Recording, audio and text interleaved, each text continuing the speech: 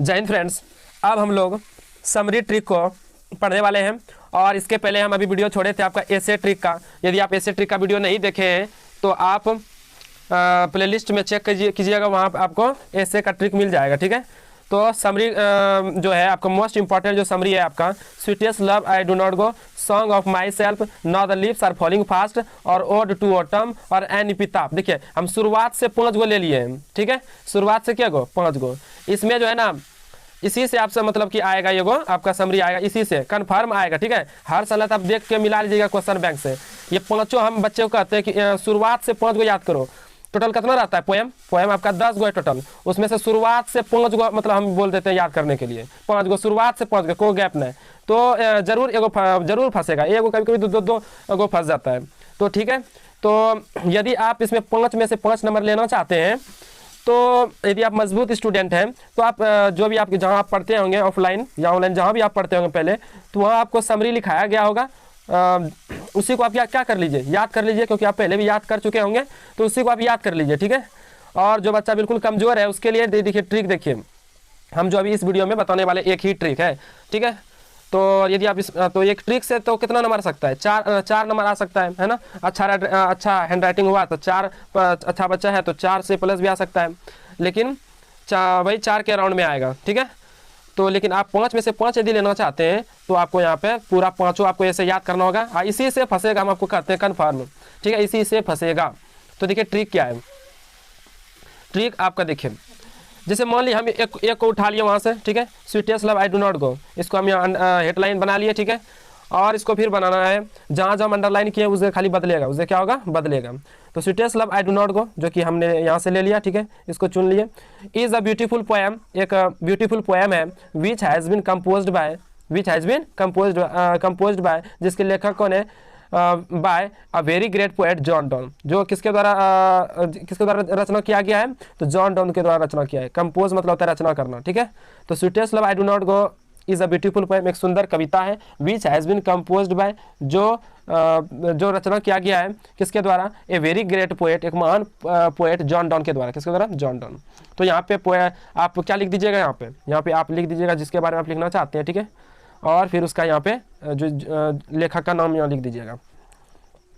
फिर है आपका he was the poet of high order, he was the poet of high order, वे उच्च कोटि के कवि थे, वे उच्च विचारधारा के क्या थे, कवि थे, वे उच्च विचारधारा के कवि थे। फिर पैराग्राफ चेंज कर दीजिएगा। देखिए अभी तक कितना, यहाँ पे 2 चेंज कर दीजिएगा, इसमें तो आसान है, कोई दिक्कत इसमें नहीं होगा। अच्छा, वहाँ जो लिखिएगा ना, इसमें से जिस पे फंसेगा उसी पे लिखिएगा। ठीक है, इन्हें कि उस पर लिख देंगे अलग, कोई उस पर नहीं लिखिएगा, क्योंकि उसका जो पोएट उसका महिला भी रहता है, तो इसी 5 में जरूर फंसेगा, और उसको आप हेडलाइन बना के इस ट्रिक से आप क्या कर दीजिएगा, लिख दीजिएगा। आगे देखिए आप पैराग्राफ चेंज करना बहुत से बच्चा के नहीं आता है, हम आपको सिखाते हैं पैराग्राफ चेंज करने के लिए। जैसे जहाँ से शुरू हुआ ना, जहाँ से खत्म हुआ ना, जहाँ से लाइन क्या हो गया खत्म, वहाँ से शुरू नहीं किया जाता है, ये बात याद रखिएगा। ठीक है, आप शुरुआत कीजिए कहाँ से, 4 से 5 गो वर्ड छोड़ करके, 4 से 5 वर्ड को छोड़ करके स्टार्ट किया जाता है पैराग्राफ। नहीं तो आप किसी भी किताब में देख लीजिएगा, 1 2 3 4 5 6 को यहाँ छोड़ दिए, यहाँ से स्टार्ट कर दिए। वही बोले ना, 5 के राउंड में आप कर सकते हैं। तो पैराग्राफ चेंज करें। इन दिस पोएम, इस कविता में the poet has described, poet ने वर्णन किया है, किसका वर्णन किया है, यहाँ से देखिए चेंज होगा। ठीक है, इस बीच वाला ये जो पैराग्राफ है, इसमें आप बना के कुछ लिख लीजिएगा। आप साल भर पढ़े हैं ना, तो उस चैप्टर से रिलेटेड जो भी टूटी फूटी लैंग्वेज में है, लेकिन लिख जरूर दीजिएगा। ठीक है, नहीं लिखिएगा, नहीं कहता है जैसे something is better than nothing, something is better than nothing, कुछ नहीं से तो कुछ अच्छा होगा, है ना। तो वही, तो यहाँ पे आप क्या कीजिएगा, बना के टूटी फूटी भाषा में आप लिख दीजिएगा, कुछ ना कुछ आपको लिखना है यहाँ पे। ठीक है, खाली सिर्फ ये बीच वाला लाइन में, और बाकी ये ट्रिक से, निचला लाइन ट्रिक से आपको हो जाएगा। तो इस कविता, इन दिस पोएम, इस पोएम में द पोएट है डिस्क्राइब, पोएट ने वर्णन किया है, द मोमेंट, उस क्षण का, when he is going on, जब वे जा रहे हैं, ऑन ए जर्नी, किसी यात्रा पर जा रहे हैं, उस क्षण के बारे में पोएट ने क्या किया है, वर्णन किया है। अवे फ्रॉम हिज बिलव्ड, अपने प्रेमिका से कहाँ जा रहे हैं, दूर जा रहे हैं, अपने प्रेमिका से दूर जा रहे हैं, उस क्षण का इसमें वर्णन किया गया है।